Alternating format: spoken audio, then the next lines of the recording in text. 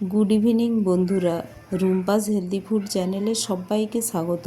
আজ আমি আপনাদের জন্য নিয়ে এসেছি পাবদা মাছের সর্ষে পোস্ত। তো বাজার থেকে আমি পাবদা মাছ নিয়ে এসেছি।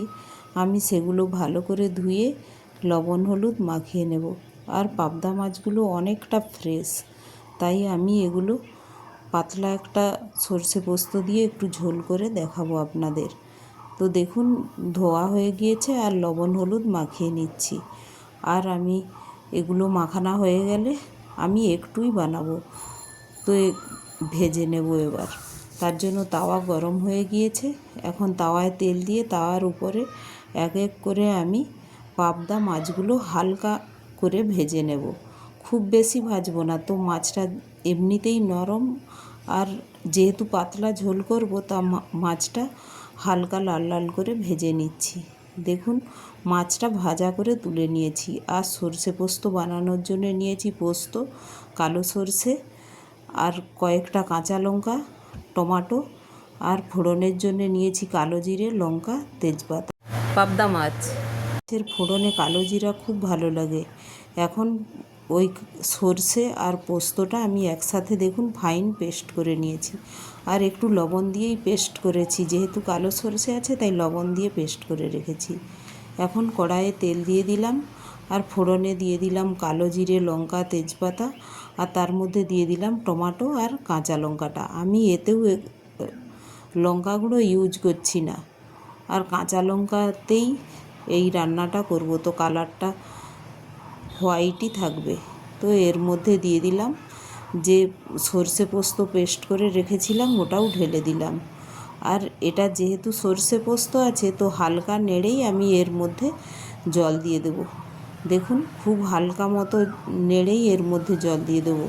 এখন এর মধ্যে দিয়ে দেব স্বাদ মতো লবণ আর পরিমাণ মতো হলুদ দিয়ে আমি এটা নাড়াচাড়া করে এর মধ্যে আমি হালকা জল গরম করে রেখেছি, তো গরম জল এর মধ্যে ঢেলে দেব। তো সঙ্গে সঙ্গেই এটা ফুটে উঠবে। এখন দেখুন, মশলাটা ভালোভাবে নাড়া হয়ে গিয়েছে। তো এখন এর মধ্যে আমি মশলা ধোয়া জলটাও দিয়ে দেব, আর হালকা করে যে গরম জলটা রেখেছি ওটাও দিয়ে দেব।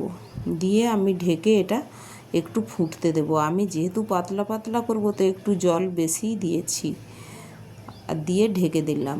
এখন এটা ফুটে উঠলে এর মধ্যে যে ভেজে রাখা আমার পাবদা মাছগুলো আছে ওটা দিয়ে দেব।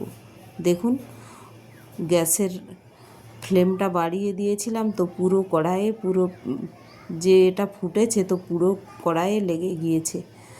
তো এই খুন্তির সাহায্যেই একটু একটু আমি নামিয়ে দিচ্ছি। আর এটা যেহেতু পোস্ত আছে, তো একটু টেস্টটা খুব সুন্দর হয়। পোস্তর সাথে সর্ষের মিশ্রণে যে টেস্টটা আসে খুব সুন্দর। আর আমি যেহেতু 3টে পিসি মাছ বানাবো, তো তার জন্য টমেটোটা আধখানাই দিয়েছি, দেশি টমেটো। তো একটুখানেই জাস্ট টমেটো দিলাম। আর আপনারা চাইলে বেশি টমেটো দিয়ে বানাতে পারেন, তো হালকা টকটক লাগবে। এতে শুধু পোস্ত টোস্ত যেহেতু আছে, তো কম পরিমাণেই আমি দিয়েছি টমেটো। তো এইভাবে দেখুন, মাছটা দিয়ে আবার ঢেকে দেব। এটা দিয়ে 5 মিনিট আমি কুক হতে দিয়েছিলাম। দেখুন, মাছের সাথে এটা মশলাটা ভালোভাবে ফুটে গিয়েছে। আমার রান্নাটা প্রায় হয়ে এসেছে। দেখুন, মাছগুলো কতটা নরম হয়ে গিয়েছে। আগে কতটা ভাজার পরে একটু স্ট্রেট ছিল, এখন দেখুন পাতলা খুন্তির সাহায্যে আমি নাড়াচ্ছি, কতটা সফট হয়ে গিয়েছে। তো এই মাছটা খেতে এইভাবে খুব সুন্দর লাগে। সর্ষে পোস্ত দিয়ে এরকম পাতলা ঝোল গরম ভাতের সাথে খুব ভালো লাগে। তো আমি আজ গরম ভাতের সাথে এটা বানিয়েছি। আপনারাও এইভাবে বানাবেন। আর আমি নিয়েছি পটল ভাজা, আলু ভাজা। খুব সুন্দর লাগে এটা। আর আমার রেসিপিগুলো ভালো লাগলে একটি লাইক, শেয়ার ও সাবস্ক্রাইবও করে দেবেন। Thank you.